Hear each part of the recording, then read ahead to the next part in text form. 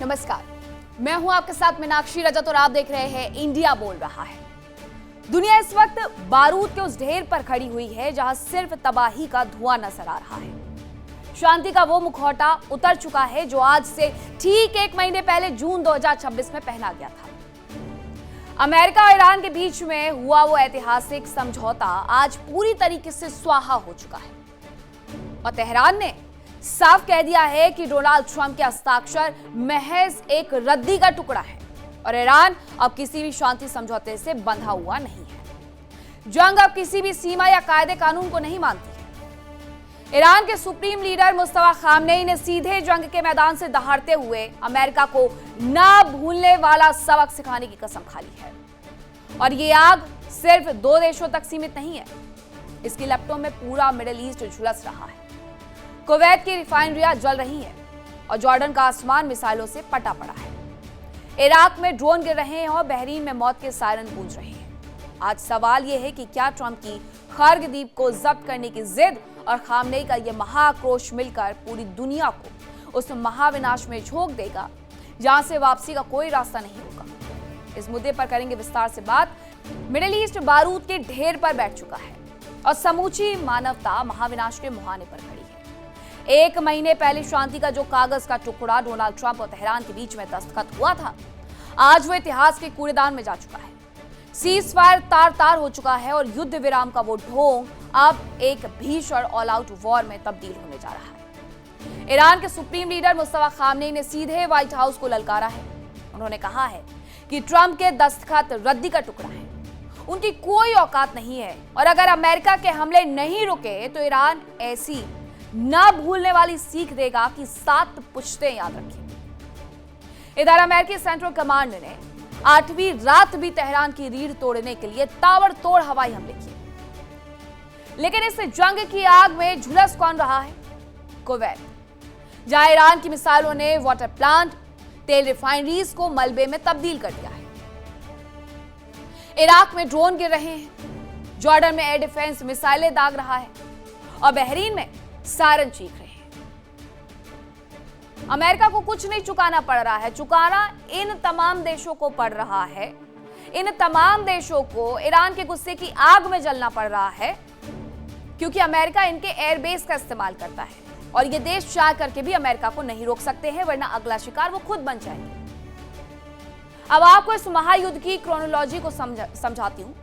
जून 2026 में जिस Islamabad memorandum of understanding को दुनिया की शांति का मसीहा बताया जा रहा था, उसे खुद अमेरिकी राष्ट्रपति डोनाल्ड ट्रंप ने एक झटके में द एंड घोषित कर दिया है। डोनाल्ड ट्रंप ने आरोप लगाया कि ईरान स्ट्रेट ऑफ हॉर्मुज में अपनी हरकतों से बाज नहीं आ रहा, इसीलिए यह 14 सूत्रीय समझौता अब खत्म। इस फैसले ने ईरान के भीतर उस बारूद को भड़का दिया जिसकी तपिश अब पूरी दुनिया महसूस कर रही है। ईरान के उप विदेश मंत्री काजिम गरीबाबादी ने सरकारी टीवी पर आकर के ऐलान कर दिया कि जब अमेरिका ने सारी कस्मों को पैरों तले ही रौंद दिया है तो ईरान भी अब अपनी संप्रभुता की रक्षा के लिए यूनाइटेड एंड डिसिसिव डिफेंस यानी एकजुट और निर्णायक युद्ध लड़ेगा और शांति की बातचीत अब पूरी तरीके से दफन हो चुकी है और दोनों महाशक्तियां आमने सामने खड़ी हुई हैं। यानी कि समझौता खत्म और शुरुआत अब सिर्फ और सिर्फ महाविनाश की होगी। कैसे? तो इसे कुछ पॉइंट्स में आपको समझाती हूं। सबसे पहले पॉइंट नंबर 1 ये है कि ईरान ने इस्लामाबाद समझौते के तहत अपनी सभी परमाणु और रणनीतिक प्रतिबद्धताओं को पूरी तरीके से सस्पेंड किया। पॉइंट नंबर 2 ये कि तेहरान का 2-2 का ऐलान हुआ कि अब हम बातचीत की मेज पर नहीं बल्कि देश की रक्षा के लिए जंग के मैदान में व्यस्त नजर आएंगे। पॉइंट नंबर 3, लगातार 8 रातों से अमेरिकी वायुसेना की ईरान के भीतर डीप स्ट्राइक जारी है। पॉइंट नंबर 4 यह कि अमेरिकी हमलों के निशाने पर ईरान के खुफिया ठिकाने आ गए हैं। अंडरग्राउंड हथियार, डिपो, सैन्य रसद सबको नुकसान पहुंचा दिया गया है। वहीं राष्ट्रपति ट्रंप की नई धमकी भी आ गई है कि ईरान के तेल के मुख्य केंद्र खर्ग द्वीप पर हम कब्जा कर लेंगे। बात सिर्फ अमेरिका और ईरान के बीच की नहीं रह गई है। जब ईरान ने देखा कि उनकी ऊर्जा संपत्तियों और मिलिट्री इंफ्रास्ट्रक्चर को अमेरिकी बम तबाह कर रहे हैं तो ईरान ने अपने पूरे रेजिस्टेंस फ्रंट को एक्टिवेट कर दिया। और जंग की शुरुआत के बाद पहली बार ईरान के सर्वोच्च नेता मुस्तफा खामनेई का वो खौफनाक बयान सरकारी टेलीविजन पर पढ़ा गया, जिसने अमेरिका के माथे पर पसीना ला दिया। खामनेई ने कहा कि सुपर पावर होने का घमंड पालने वाला अमेरिका याद रखे, हमारे पास उसके लिए ऐसे ना भूलने वाले सबक तैयार है जिसे वो कभी बर्दाश्त नहीं कर पाएगा। और इस धमकी का पहला ट्रेलर कहां दिखा? अमेरिका के खाड़ी सहयोगियों की धरती पर, जहां ईरान की मिसाइलों ने वो कहर बरपाया है कि पूरा वैश्विक तेल बाजार थर्रा उठा है। तो ईरानी मिसाइलों ने कुवैत में जो कहर बरपाया है, उससे सबसे ज्यादा जो नुकसान पहुंचा है वो पहुंचा है सबसे बड़े वाटर डिसैलिनेशन प्लांट और तेल रिफाइनरी। कुवैत में पानी और बिजली ग्रिड ठप हो गई है। एयर स्पेस को आपातकालीन रूप से बंद करना पड़ गया है। दूसरी तरफ इराक के इरबिल के आसमान, ईरान के आत्मघाती ड्रोन चारों तरफ तबाही मचा रहे हैं, अफरा तफरी मचा रहे हैं। कुवैत और इराक की तरह ही जॉर्डन का हाल है। जॉर्डन का एयर डिफेंस सिस्टम एक्टिव है ताकि ईरानी मिसाइलों को हवा में मार गिरा दे, और वो दावा भी कर रहे हैं कि हमने ऐसा कर दिया है। बहरीन की कहानी भी कुछ अलग नहीं है। बहरीन में दिन भर हवाई हमले के बाद सायरन गूंजते हैं। ये नागरिक बुनियादी ढांचे पर सोची समझी आक्रामक चोट है, ये खाड़ी देश मानते हैं। लेकिन इस शांति के समझौते को दफन हो जाने के बाद अब अगर कुछ रह गया है तो वो है सिर्फ और सिर्फ बारूद। एक तरफ अमेरिका की प्रेडेटरी स्ट्राइक्स हैं, दूसरी तरफ खामनेई के अविस्मरणीय सबक देने की जिद। लेकिन इस अहंकार की लड़ाई में जो आग सुलग रही है, उसकी आज कुवैत से लेकर के बहरीन तक पहुंच चुकी है। और अगर ये ऑल आउट वॉर में तब्दील हो गया तो दुनिया न केवल तेल के संकट से तड़पेगी, बल्कि मानवता का एक बड़ा हिस्सा मलबे में तब्दील हो जाएगा। ऐसे में सवाल यह है कि इसका जिम्मेदार आखिरकार कौन है?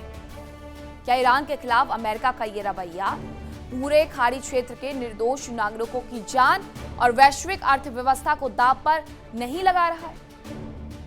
सवाल यह भी है कि कुवैत के वाटर प्लांट को उड़ा करके वहां के नागरिकों को प्यासा मार करके और बेकसूर पड़ोसियों के आसमान में ड्रोन भेज करके ईरान कौन सा प्रतिरोध कर रहा है? और क्या हम आधिकारिक तौर पर थर्ड वर्ल्ड वॉर के पहले चैप्टर में प्रवेश कर चुके हैं? हर कोई इस सवाल का जवाब जानना चाहता है, जिस तरीके से बार बार यहां पर हमले होते हैं। करेंगे चर्चा की शुरुआत। कौन कौन से मेहमान मेरे साथ जुड़े हैं आपका परिचय करवाती हूं। मेरे साथ जुड़े हैं लेफ्टिनेंट कर्नल जे.एस. सोडी, डिफेंस एक्सपर्ट हैं। विंग कमांडर आलोक सहाय, डिफेंस एक्सपर्ट हैं। फिरोज मीठी बोरवाला, ईरान मामलों के जानकार हैं। रवि करकरा, जियोपॉलिटिकल एक्सपर्ट हैं अमेरिका से। सबसे पहले फिरोज जी, जो बयान आया है, जो सुर्खियां बना हुआ है, क्या वो सीधे सीधे ये है कि ईरान ने ऐसी भयंकर तबाही लाने की तैयारी कर ली है जो अमेरिका में सब कुछ मिटा के खाक कर देगा? जी, पहले कुछ टर्मिनोलॉजी को लेकर, उग्रवादी हार्डलाइनर आतंकवादी जो है वो नेतन्याहू और ट्रंप है, जिन्होंने ये वॉर लॉन्च की है ईरान पे, चाहे वो 12 दिन की जंग हो, उसके बाद 28 फरवरी हो या अभी की जो जंग, हर बार हमला एक आतंकवादी और एक हार्डलाइनर नेतन्याहू और ट्रंप की तरफ से हुआ है। नेतन्याहू तो वॉर क्रिमिनल है, इंटरनेशनल क्रिमिनल कोर्ट में वो केस दर्ज है, अरेस्ट वारंट निकल चुका है, वो अरेस्ट नहीं हो रहा है क्योंकि अमेरिका होने नहीं दे रहा है।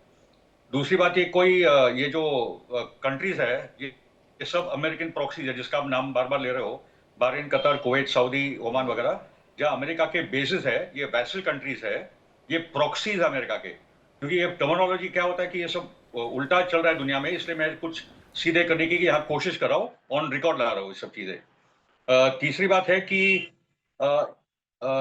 जो आक्रमण हुआ है, असैसिनेशंस हुए हैं, वो हुए हैं अमेरिका और नेतन्याहू की तरफ से। खुलकर बोला है कि we are going to kill Khamenei, we are going to kill Ali Larijani, ये उनके न्यूक्लियर साइंटिस्ट, ये बार बार वो करते रहे, जनरल सुलेमानी, ये सबको लोग ने मारा है।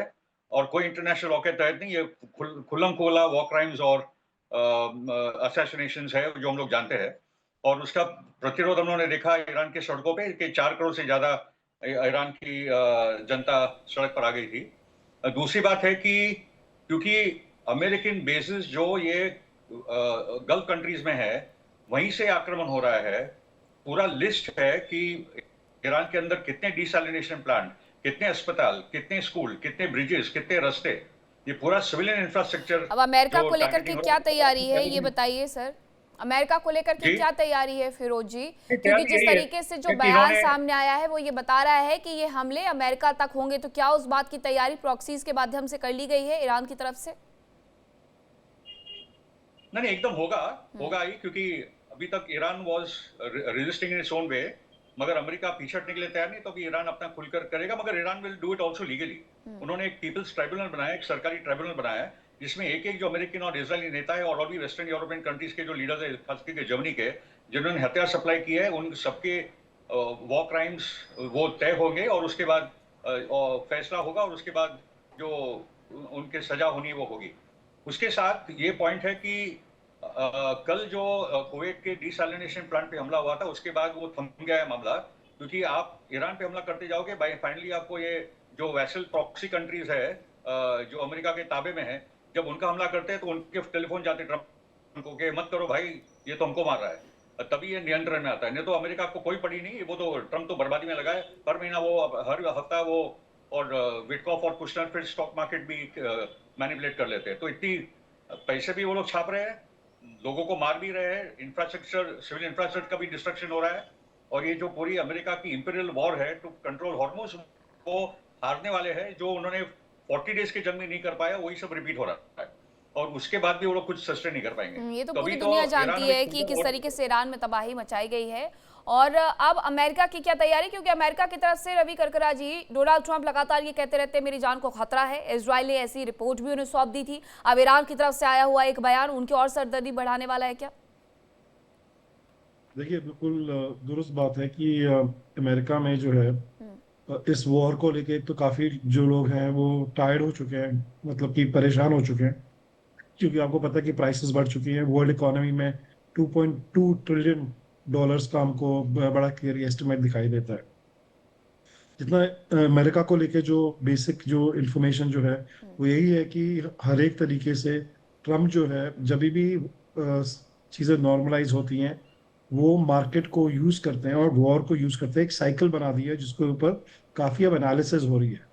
लोग ये बड़ी क्लियरली बोल रहे हैं कि जैसे वो अनाउंस करते हैं, फिर स्टॉक्स की खरीदे जाते हैं आम प्रोडक्शन कंपनीज के, फिर वो गिरते हैं, गिरी हुई प्राइस को वो खरीद लेते हैं।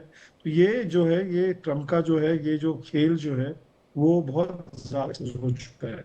तो अल्टीमेटली दो इसमें जो है पहलू जो है, पहला पहलू जो है वो कह रहे हैं कि आप इसको फिनिश कीजिए, जो एक बहुत ज्यादा एंटी ईरान जो एक बहुत लॉबी है जो आपको पता ही है कि इसराइल से बहुत टाइम से फंडेड है, वो कहते हैं इसको बिल्कुल आप टोटल डिस्ट्रक्शन कीजिए। दूसरे एक बड़ा क्लियरली डिमांड कर रहे हैं अकाउंटेबिलिटी का, किसका फायदा किसको हो रहा है, ट्रम्प की फैमिली को हो रहा है, कौन सी ऐसी जो कंपनीज हैं जहां प्रोडक्शन कंपनीज जो इस वॉर को मैं इसके बारे में ट्वीट करूंगा बाद में, और जिसके जो कंपनीज के स्टॉक्स जो है जिनको मैनिपुलेट किया गया है, जिनसे काफी पैसा कमाया गया है ट्रम्प और उनके जितने भी फॉलोअर्स हैं। तो आई थिंक अभी जो सबसे बड़ी जो विडंबना जो ट्रम्प के लिए है कि वो खेले तो जा रहे हैं, पर जो ये ने जो अपना हमेशा ये निकाल देते हैं कि मुझे असैसिनेट किया जाएगा, वो बात दुरुस्त है। उनके पास 2-3 अटेम्प्ट्स हो चुके हैं और उनको लगता है कि अगर मेरे साथ कुछ होगा तो उन्होंने ये भी बड़ा क्लियरली धमकी दी है कि आप पूरे ईरान को डिस्ट्रक्ट कर दीजिए। देखिए ये इतना ईजी नहीं होता है। देखिए मैं हाल ही में जापान में था और वहां भी नागासाकी का आपको पता ही है कि वो दुनिया को, हम सारी दुनिया ने देखा था कि अमेरिका ने वहां पे क्या किया था। तो आज की डेट में 2026 में चाहे कोई भी प्रेसिडेंट हो तो ये वो ऐसे उठ के नहीं कर सकते। ये सिर्फ ट्रम्प जो है, जो पैसे पहले प्रेसिडेंट है जो बिल्कुल बेबुनियाद लूज टॉक करते हैं, उनका काफी ज्यादा जो सपोर्ट है वो दिन बर दिन कम होता जा रहा है। इसीलिए वो शॉक एंड ऑ एक थ्योरी जो है जिसको कहते हैं शॉक किया फिर ऑ किया, तो वो थ्योरी जो है ये लगातार एक सोच रहे हैं कि ये एक कोई टीवी का शो चल रहा है और इससे जो है बहुत ज्यादा प्राइसेस का इम्पैक्ट हुआ है और ओवरऑल ग्लोबल इकोनॉमी में इम्पैक्ट हुआ है। और आपने बहुत इंपॉर्टेंट बात बोली मीनाक्षी अपने एनालिसिस में कि इसका खमियाजा जो है वो पारे जितनी भी कंट्रीज, आपको कुवैत में, मैं वाटर टेक्नोलॉजी में काम करता हूँ, मैं एयर वाटर जनरेशन में काम करता हूँ, मैं आपको बता नहीं सकता कि हमारे पास कितनी रिक्वेस्ट कुवैत और बाकी जीसीसी कंट्रीज से आई हैं क्योंकि उनको एयर वाटर जनरेटर की मशीन चाहिए जो आजकल अवेलेबल नहीं है।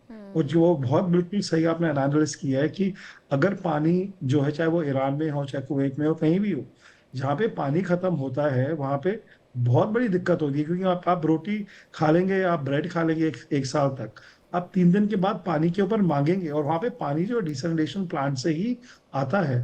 तो ये एक बहुत बड़ा एक जो है ईरान ने जो बड़ा क्लियरली बोला है कि हम अब सिविलियन इंफ्रास्ट्रक्चर को अटैक कर रहेंगे।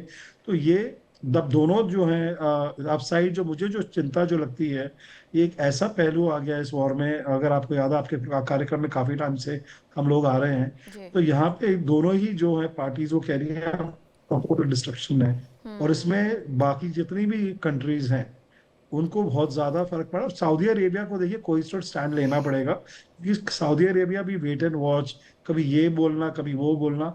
और यहाँ पे सऊदी अरेबिया का अपना खुद का एक अलग से गेम चल रहा है बिटवीन सऊदी अरेबिया, बहुत ज्यादा यूएई, स्पष्ट नजर नहीं आ रहा है। अमेरिका के साथ भी खड़े हुए हैं, इजराइल के साथ भी जाकर के खड़े हुए हैं, ईरान के साथ भी खड़े हैं, कभी ईरान के खिलाफ खड़े हैं।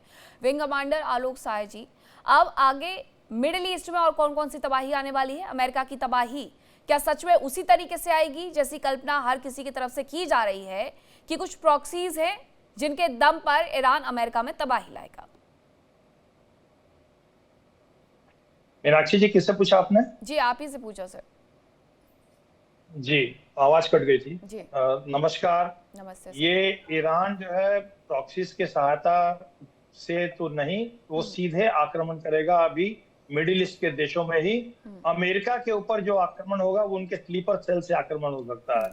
इनके पास अभी कोई पुख्ता सबूत नहीं है कि इनके कोई भी मिसाइल वो अमेरिका में पहुंच जाएंगे। हालांकि छन के खबरें आ रही हैं कि कुछ इंटरकॉन्टिनेंटल बैलिस्टिक मिसाइल 14,000 किलोमीटर के ईरान ने दिखाए हैं कि उनके पास आ गया है, या उन्होंने खुद निर्माण किया है या उत्तर कोरिया ने दिया है, ये अभी संशय का विषय है। लेकिन अमेरिका के ऊपर सीधा आक्रमण तो मुझे नहीं लगता कि अभी ईरान कर पाएगा। ईरान अभी बुरी तरह से आक्रमण कर रहा है।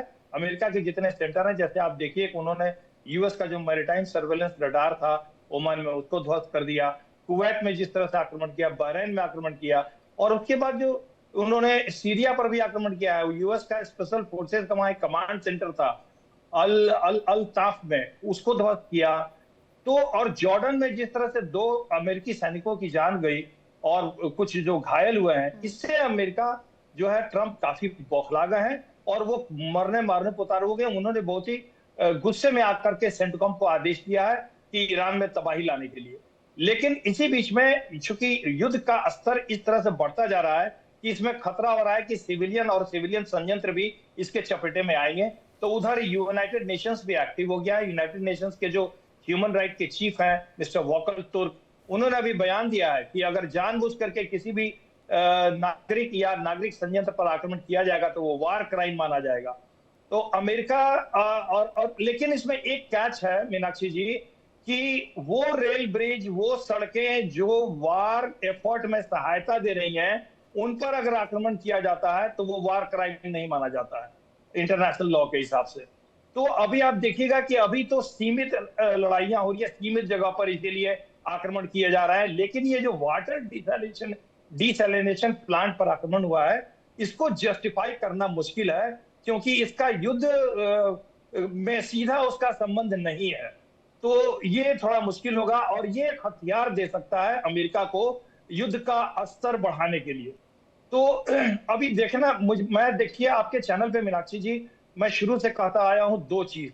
एक तो मैंने बोला था कि एमओयू जो है वो अमेरिका ने इसलिए साइन किया है कि उसको समय चाहिए था अपने हथियारों की आपूर्ति के लिए। उसके बाद मैंने जब समय आया, मैंने बोला कि अब अमेरिका का आक्रमण होने वाला है। देखिए इंडिया डेली 24/7 अब आपके स्मार्ट टीवी पर। इंडिया डेली मौजूद है सभी डिजिटल प्लेटफॉर्म पर लाइव और लगातार। इंडिया डेली 24/7 हर दिन राष्ट्र को समर्पित।